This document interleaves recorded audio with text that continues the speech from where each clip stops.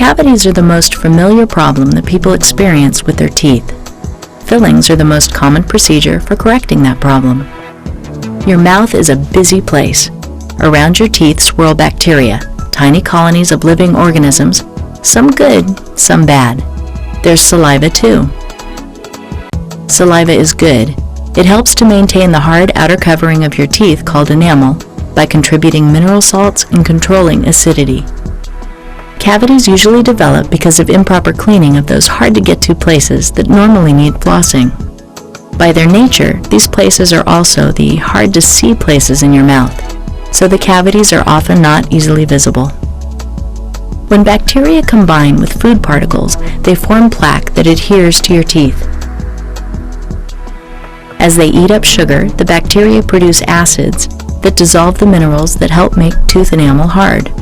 The enamel softens, the tooth surface gets porous. Tiny holes appear in the enamel. The acid continues to attack. The tiny holes become bigger and combine to form one big hole or cavity.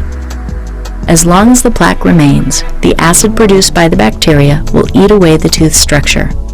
Once through the enamel, the acid attacks the dentin, which is that part of the tooth containing sensitive nerve fibers. The nerves can send out signals of sensitivity and pain, which indicate a problem. If the tooth decay reaches the dentin, a filling is needed to halt the degenerative process. Otherwise, it continues at an accelerated rate.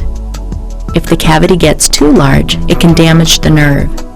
If it is found soon enough, it can be repaired by a simple preparation and filling. After the damaged area of the tooth is removed, a filling is done. With this filling in place, the tooth is restored to its original contours.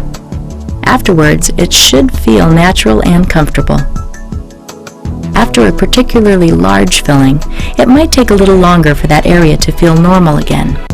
Eventually, though, you shouldn't notice anything at all. If you do, you need to have the tooth checked again for other problems, such as rough edges or incorrect bite. If taken care of, a good filling should last for many years. It's even possible that it may last your entire lifetime. Conservative fillings have the best chance of long-term life, so the sooner the cavity is repaired, the more tooth structure can be saved.